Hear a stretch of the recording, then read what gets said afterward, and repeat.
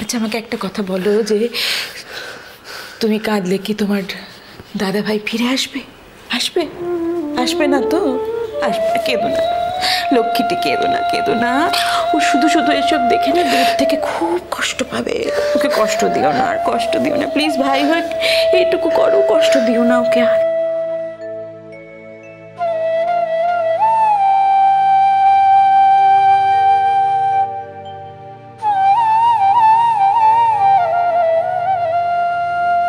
আচ্ছা বাহা কোথায়? বাহাদের দেখছি না। বাবা, মেজকামণি যারা যারা এসেছিল তাদের কাউকেই তো দেখছি না। ওরা কোথায় বলো তো? তারা বোধহয় চলে গেছে ততক্ষণে।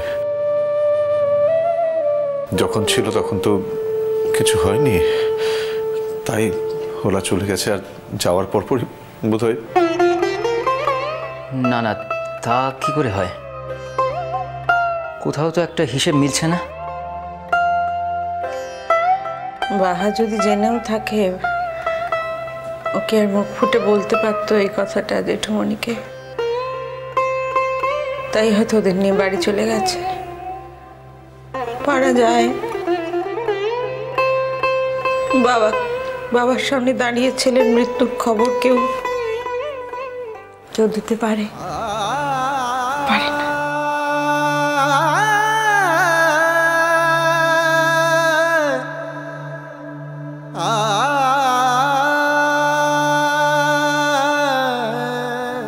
বৌদি, আমি বলছিলাম কি, দাদাভাইকে একবার দেখবেন তো?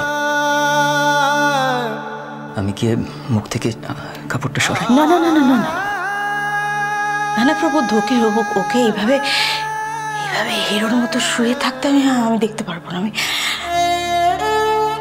আমি পারবো না। সারা জীবনে কখনো তো হারতে দেখিনি। সারা জীবন লড়াই করেছিল। লড়াই কত কষ্ট পেয়েছে, কত কষ্ট পেয়েছে, তবু হাল ছাড়েনি।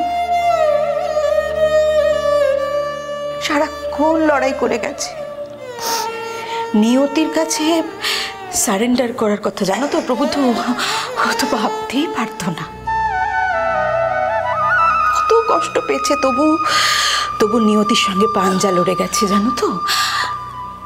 সেই মানুষটাকে আমি আমি আমি এইভাবে শুয়ে থাকতে, আমি এই চেহারাটা দেখতে পারবো না প্রভু। তো দোহাই তোমার, এটা করো না। আমি তার চেয়ে বরং ওই লড়াকু চেহারাটা,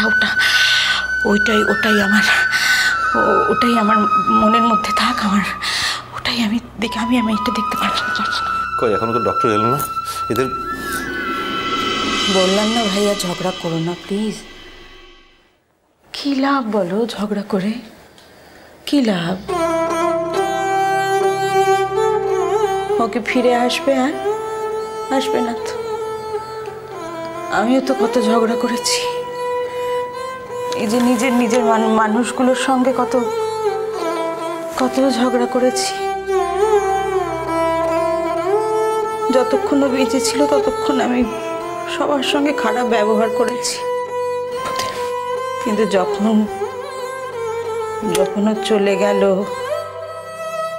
সেটা জানার পর আর আমার মনে হচ্ছে, আর কি জন্য ঝগড়া করব? কার জন্য? ও তো আর ফিরে আসবে না। আমার সামনে এসে দাঁড়িয়ে আমাকে শান্ত করে বলবে না, সাজ এত অবুঝোস না, তোর যত রাগ সব আমাকে দেখা।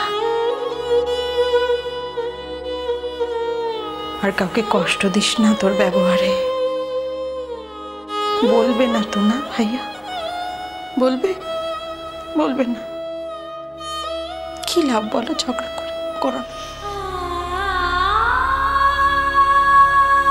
এমন একটা মানুষকে কাছে পেলে তাকে হার ছেড়ে থাকা যায় বলো? যায় না।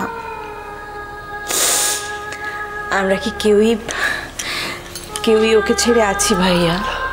তুমি পারছো ওকে ছেড়ে থাকতে? দেখো ও নেই, অথচ আমাদের সবার মধ্যে কিরম কিরম জ্যান্ত হয়ে আছে না আমাদের মধ্যে। হ্যাঁ ভাইয়া, কেঁদো না প্লিজ, কেঁদো না। কাঁদলে ওর আত্মা কষ্ট পাবে। আমাদের তো এখন ওকে একটা গান শোনানো উচিত। কত ভালোবাসতো বলো, গান শুনতে কত ভালোবাসতো। আমাকে বলেছিল জানো, আমি যখন চলে যাব সাঁঝ, তো কিন্তু একদম কান্নাকাটি করবি না। আমার কাছে বসে আমাকে একটা গান শোনাবি, আর আমার মাথার কাছে একটু হলুদ গোলাপ ফুল রাখবি বলেছিল। কেঁদো না। আমার কোনো কষ্টই হচ্ছে না জানো তো। আমার না ভেতরটা হঠাৎ করে কিরকম শক্ত হয়ে গেছে। ওই নাগরদোলা থেকে নামার সময় যেমন হয় না, কিরম শরীরটা হালকা হয়ে যায়, আমার কিরম শরীরটা হালকা হয়ে গেছে।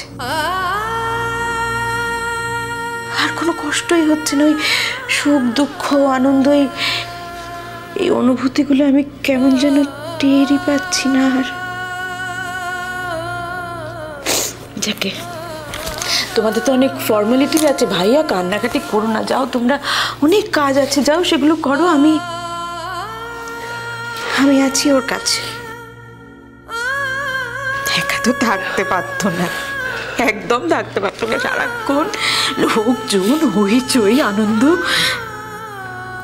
আনন্দ তো দিতে পারবো না, কিন্তু একটা গান আমি শোনাতে পারি না ওকে? পারি তো। আর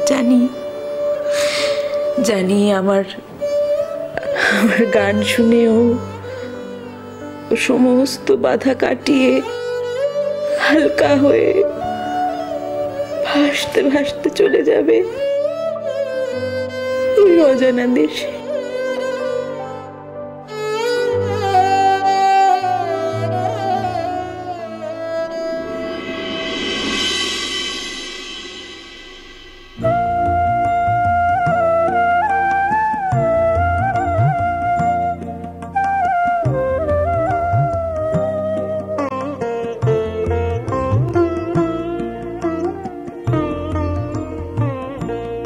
দিনের বেলায় বাঁশি তোমার বাজিয়েছিলে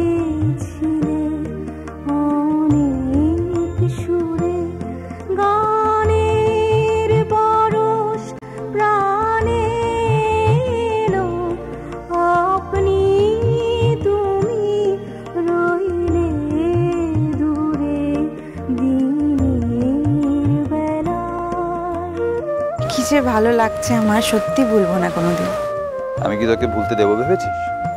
তোর জীবনের প্রত্যেকটা দিনের সঙ্গে আমি জড়িয়ে রইলাম, চাইলেও ভুলতে পারবি না আমাকে। সুধাই যত পথের লোকে এই বাঁশিটি বাজালোকে, নানান গ্রামে ভোলায় তারা, নানান দ্বারে বেড়াই ঘুরে দিনের বেলায়। আসলে বহুদিন ধরেই কেনার ইচ্ছে ছিল, কিন্তু যা দাম ভয়ে পিছিয়ে যাচ্ছিলাম। কিন্তু এখন আর এখানে এসে এত ভালো ক্যামেরা না কিনে পারলাম না। খুব ভালো করেছিস। এটা আমি তোকে গিফট করলাম।